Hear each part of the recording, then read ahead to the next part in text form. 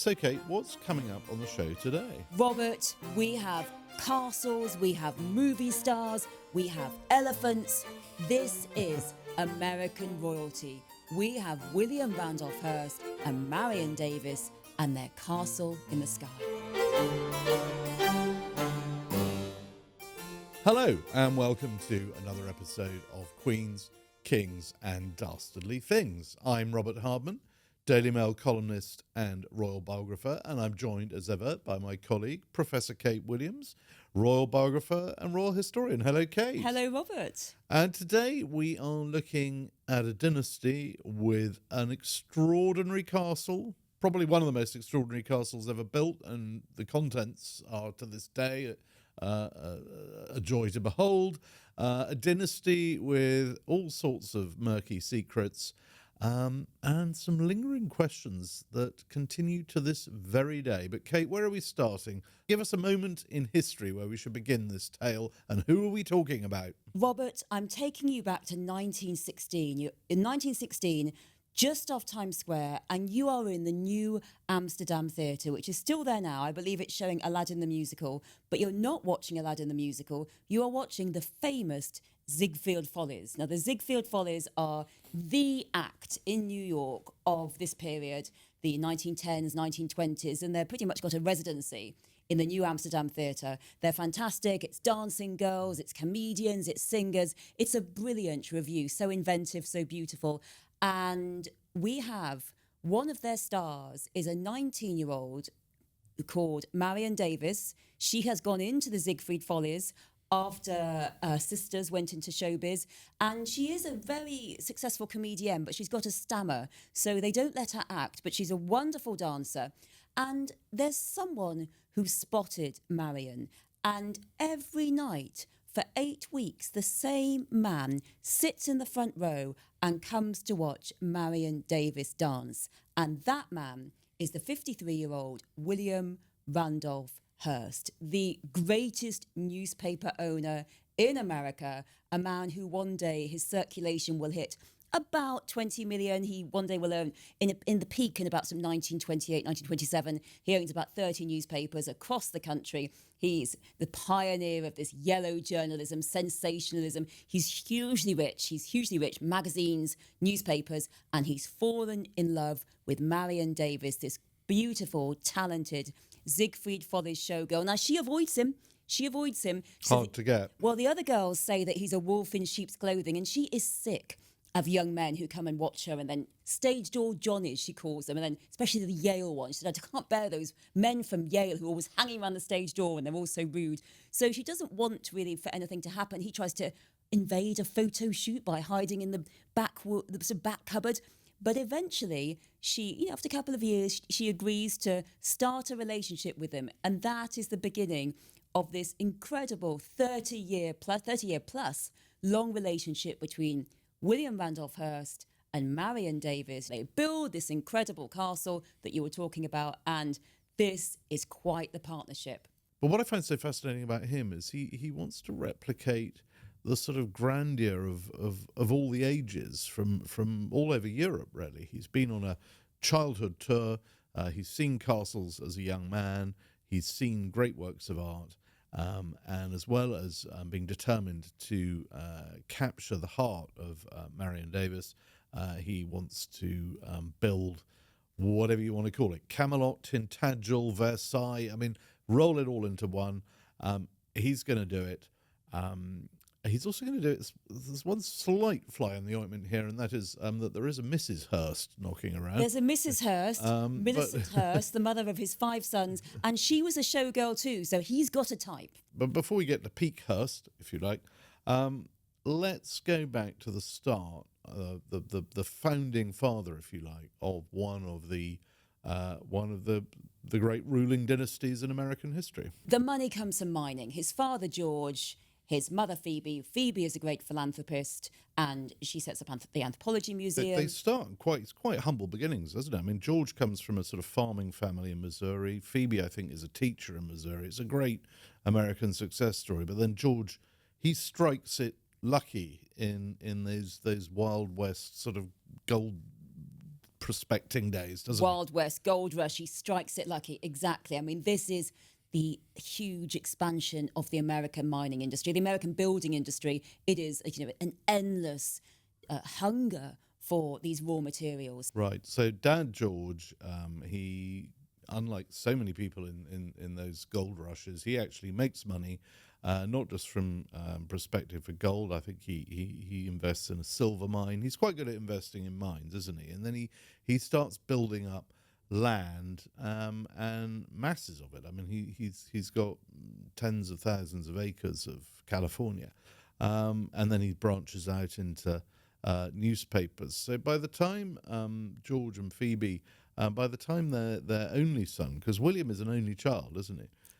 Which sometimes I've got to say for the super rich is something of an advantage. It's a bit like Queen Victoria. You might have your parents being rather overbearing, but at least you're not battling it out with your siblings for power. It's not succession. There's only you. So the boy William has a fairly charmed existence. He, I think he goes to Harvard, doesn't he? I don't think he graduates. I think he's a sort of wayward undergrad, but he has a lovely time at Harvard, and then he goes off on this world tour, doesn't he, with his mother, who, as you say, is very cultured, A great collector, a very cultured woman, and really an early supporter of votes for women. And she says it was to protect the home and family. So I like the way that she interprets how votes for women, rather than saying it's a political challenge. And so George, his father, dies 1891, and he is the heir to a substantial part of his father's fortune. The mother is still controlling quite a bit of it. And then he gets married, doesn't he? 1903. 1903, he marries Millicent, a former showgirl, and initially it's an extremely happy marriage. 5 sons, it's a marvellous family. He's got many heirs, and however, he is a man who likes a mistress. And then in 1916, he spots the very young Marion Davies, who is 19 to his 53, and that for him is the coup de foudre. She is the ultimate goddess for him, although he never leaves his wife. Marion Davies is really his domestic companion. They are always together, and he also begins to pour all his efforts into promoting her film career, because by this point he has got a lot of newspapers and magazines. So Marion Davies says number 1 priority for him is newspapers. Number 2 priority, magazines. Number 3, mines, land. She says he doesn't really care about those. He's got his experts to look after those. And he's buying up newspapers and magazines. I mean, I think often... And film studios. And film He's studios. got about 4 for film her, studios. yes. For her, and we often think, I don't know where your first job was on the Mail, the Telegraph as a gossip columnist, wasn't it? Well, yes, got a gossip up to a point. It was the Peterborough column. The Peterborough column. A diary, I think. The diary. Sorry, the diary. Sorry, yeah. So, yes, my first work experience was at Good Housekeeping, and I did actually have to do a little bit of testing of wellies for the Good Housekeeping Institute. And I think a lot of people would think that Good Housekeeping was a British magazine, but no, it was one of his most successful American magazines. He owned Harper's Bazaar, Good Housekeeping, and he launched the UK Good Housekeeping in 1921. And he also owned Cosmopolitan, the famous Cosmopolitan, and Town and Country. So he had a lot of these hugely successful magazines, a lot of them working with the women's market, and really, I think, gained a lot of sort of sales from increasing female literacy and women having more and more money, so they were buying magazines. So he meets Marion at the height of his powers, and she is, this is a small hill I'm going to die on. I know that the hill you're going to die on is about George III. This is a small hill I'm dying on, is that Marion Davies has been totally dismissed by history, partly, as we'll talk about, because of Citizen Kane and its brutal portrayal of her as Citizen Kane, the 1941 film. That is broadly and largely based on the life of William Randolph Hearst. Broadly based we'll on come him. on to that in a bit, yes. And how they portray her as Susan Alexander, a hopeless opera singer who, Kane makes into this superstar, and he keeps trying to make her into a superstar even though she's hopeless. Now, that's not true, because Marion Davies was a great actress. She's a fantastic comedienne. And Orson Welles later apologised. He said, actually, she's a really delightful comedienne. She would have been famous without William Randolph Hearst. He forms what's called the cosmopolitan movie industry. Now, her first movie is called the Runaway Romany, I believe, and she writes that, and it's directed by her brother-in-law. So she's very talented. But they have a film company, the Cosmopolitan Film Company, and then they join with MGM, the great MGM, because why does MGM want Hearst? Well, it's partly because you get Hearst, you get all those newspapers, and they're not going to give your stuff bad reviews. They're going to say it's all marvellous.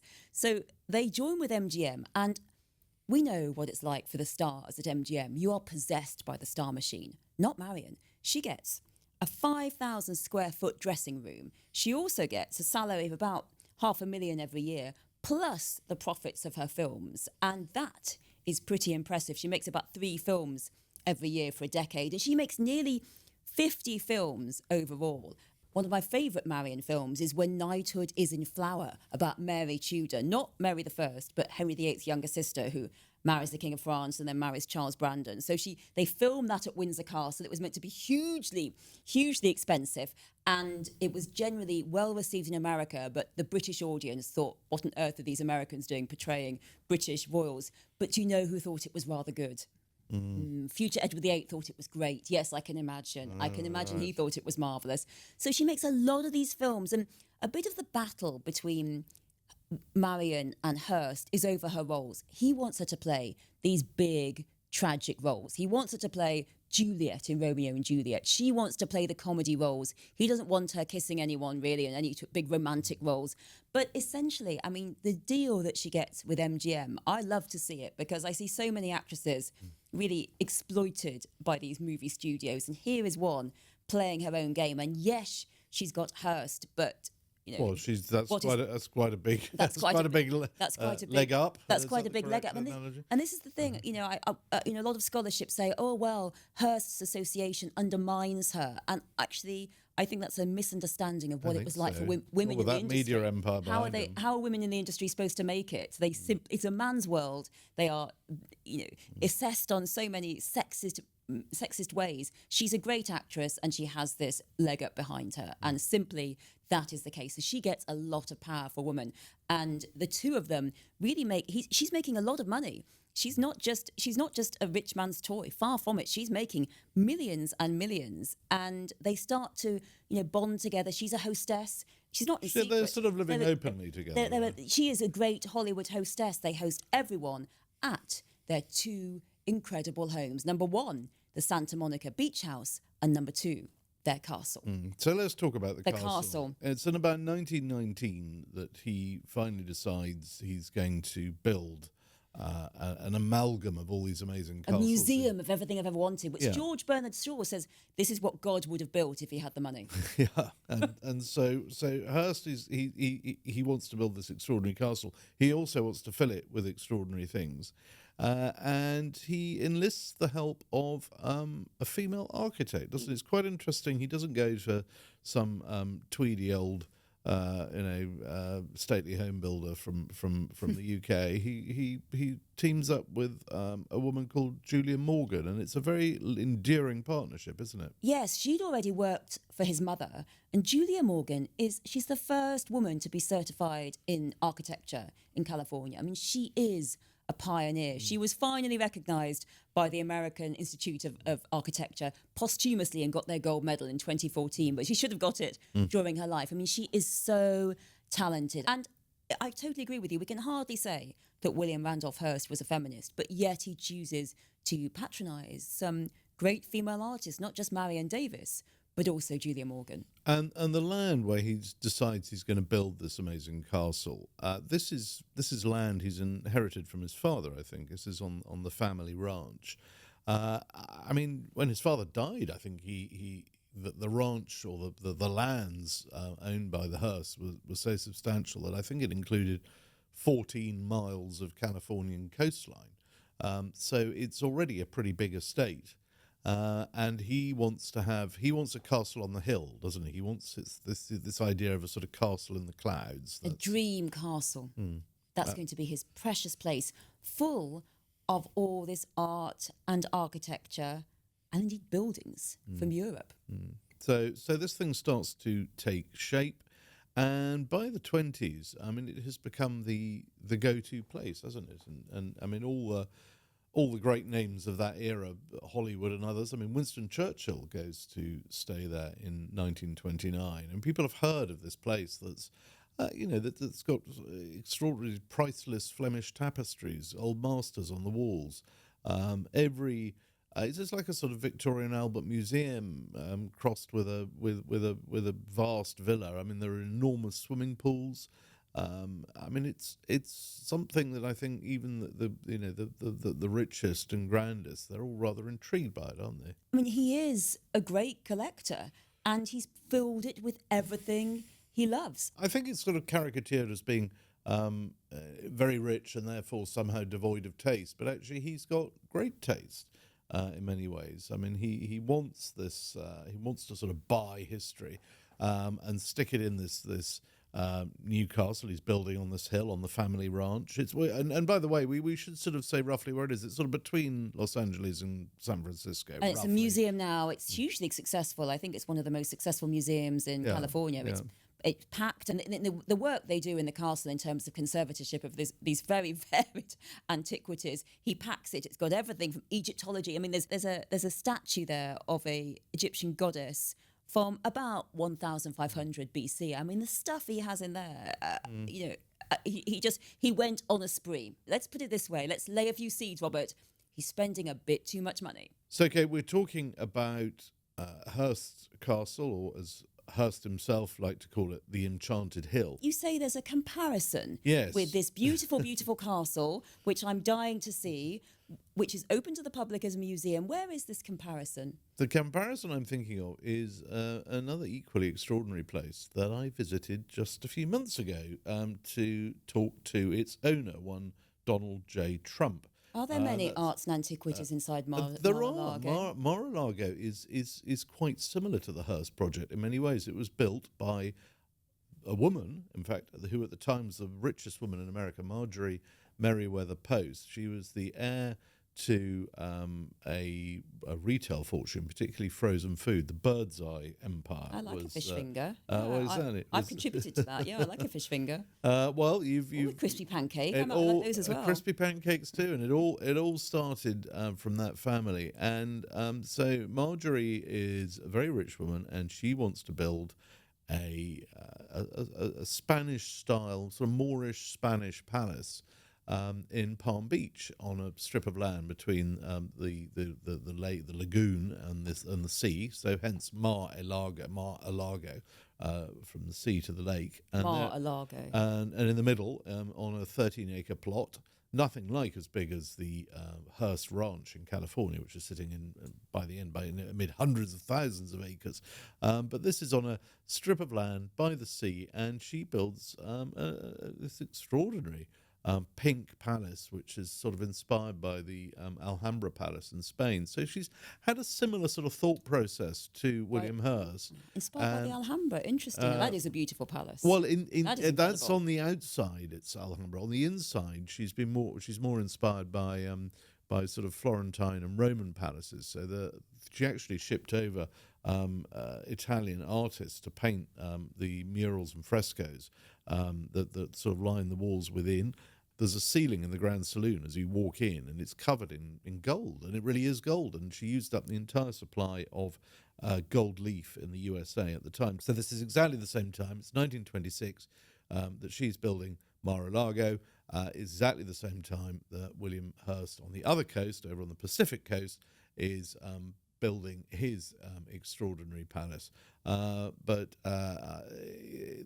That's not. We could look at the parallels between William Randolph Hearst. But there is this political difference, isn't there? That our man William Randolph Hearst is a Democrat. He's actually stood for president as well, but he stood for president and governor and senator. Doesn't have the greatest political success, considering his control over the newspapers. We talked about the Kennedys, didn't we? How they use the newspapers, the Boston Globe, and advertising. I mean, he uses advertising to promote Marion Davies. He turns Times Square at one point into all kind of giant Marion Davies tribute. I mean, imagine. But he somehow can't seem to launch his own political career. But he is a Democrat, very unlike the owner of Mar-a-Lago. That is one key difference. But Although Trump had a Democrat phase as well, so maybe all these tycoons have a Democrat phase. But let's get back because to he becomes more politically conservative as time goes on, doesn't he? I mean, Hearst, he tries politics. It's not really his thing.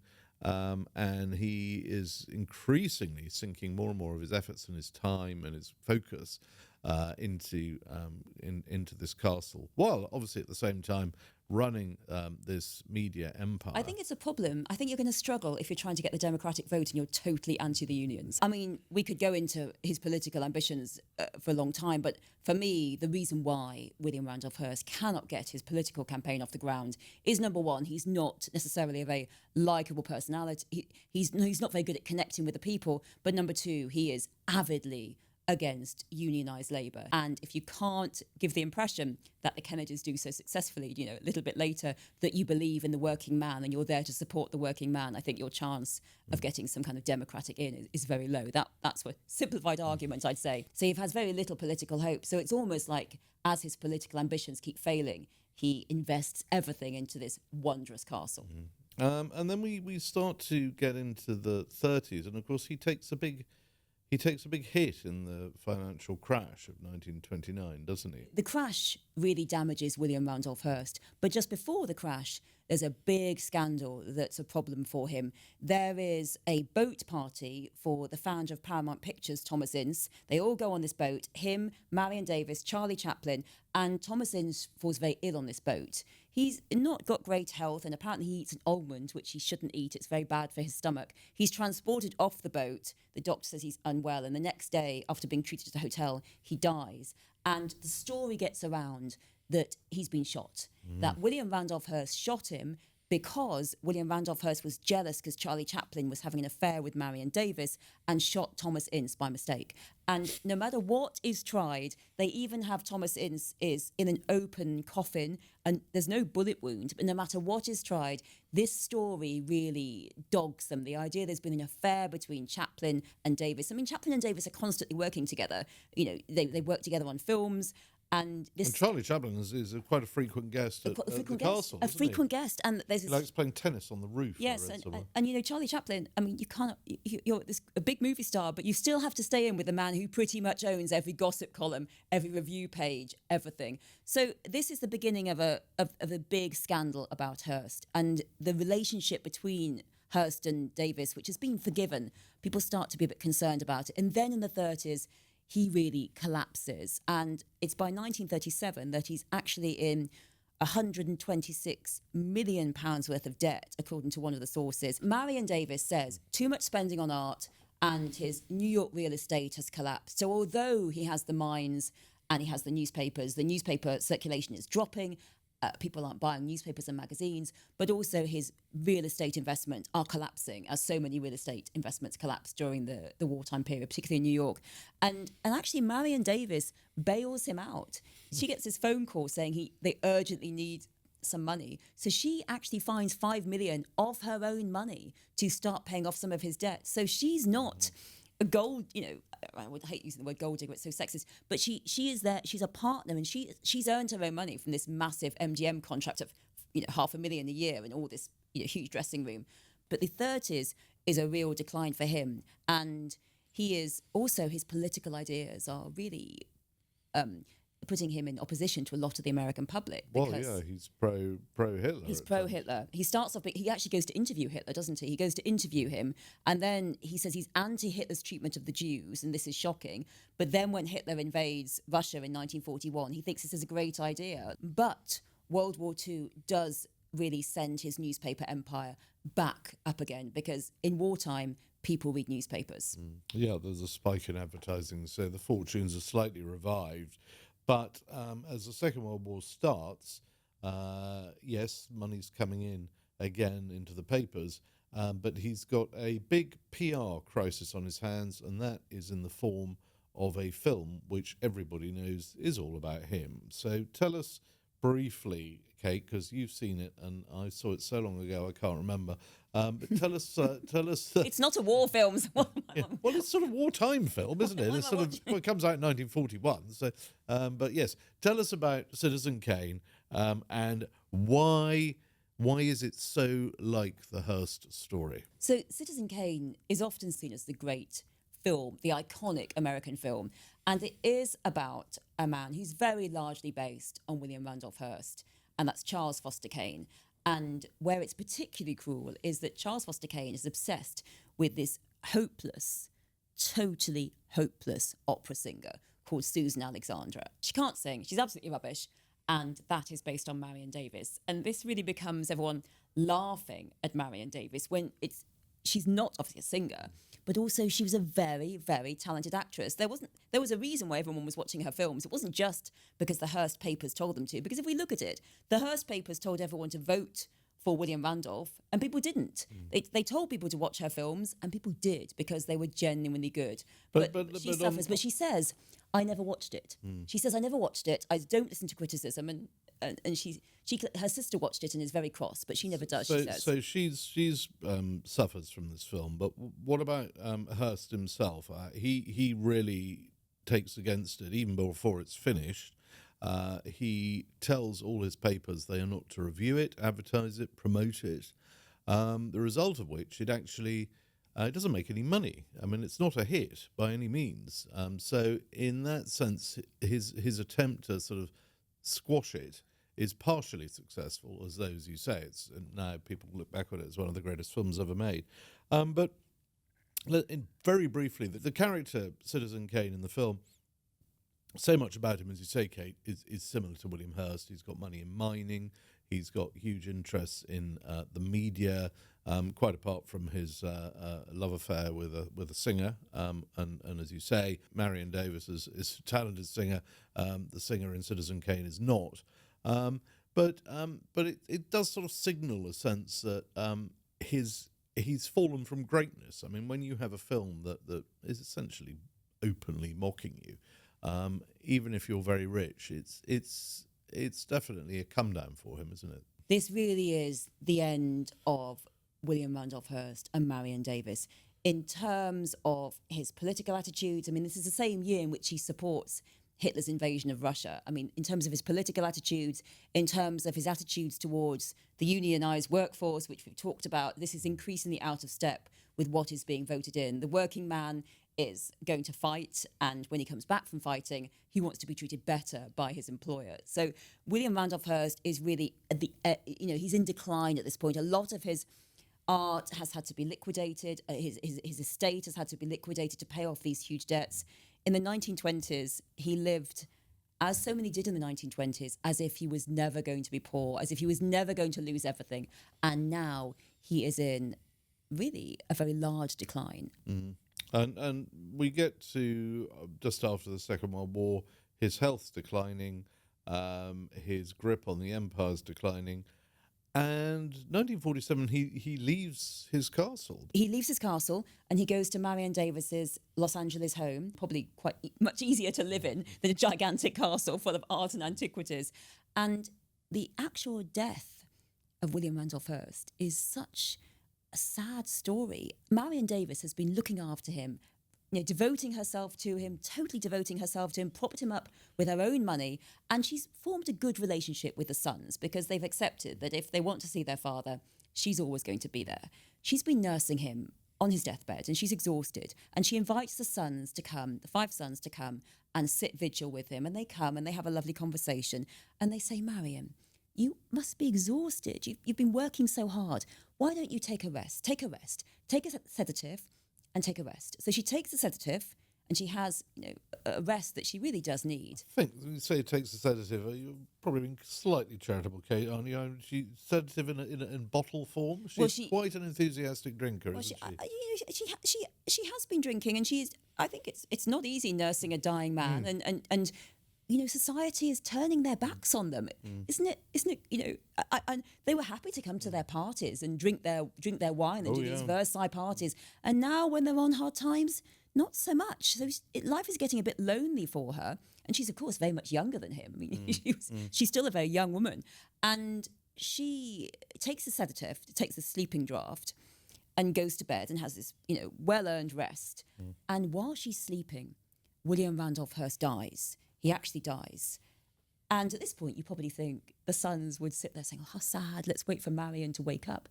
Instead, what they do is while she's asleep, they take the body away. They take the body from her house, they move it, and they move everything else. All traces of him are taken. And when Marion Davies wakes up, she says to the nurse, well, where is he? And they say, he's gone. So they want to push her out of his life, and she doesn't go to his funeral. Although they say that they were worried about her having turning up drunk at the funeral and upsetting the mother. Because, of course, the amazing thing is Millicent, Mrs. Hearst, is still Mrs. Hearst and is still alive. Is still alive. And so technically, she takes charge of the funeral. I mean, it does seem terribly harsh on Marion, who's been part of his life for more than 3 decades, and is now suddenly effectively airbrushed out of his life completely. Airbrushed out of his life. He does leave her quite a lot of money, so she's comfortably off. But her life, it is sad. I mean, people aren't visiting her. They sort of exclude her, and she has a pretty lonely life. She only lives for another 10 years, and she is drinking a lot by this point. I think she's just so distressed, and she misses him so much. People might say, yeah, they met when she was 19 and he was 53. How could that ever be a love match? But it did become so for her. And she said, I'd never leave him. I forgot to say, do you know what? I forgot to say, in the castle, they've got this massive zoo with lions and water buffalo, and they also had an elephant called Marion, and she was quite insulted by that. So she must have forgiven him for calling an elephant. I mean, I'd like to be called an elephant, because I love elephants. Have an elephant named after Very me. majestic animals. Very clever animals. I think actually when he died, they gave all the animals to Los Angeles Zoo, didn't they? Even hopefully Marion the elephant was still alive and could go to the Los Angeles Zoo. But there's one very important aspect of this whole story and this relationship in particular that we should touch on, which is Marion's alleged niece, Patricia, who was very much sort of part of their life, this niece, except it later emerged that actually she was their daughter, that they actually had a child who was nominally brought up as the daughter of Marion's sister, but who in later life was frank and said, no, actually, I was their child, that on my wedding day, William Hearst said, I'm your father. I'm your father. I mean, scholars have been split over that one, but as you say, Patricia herself said, I am his daughter, and she should know.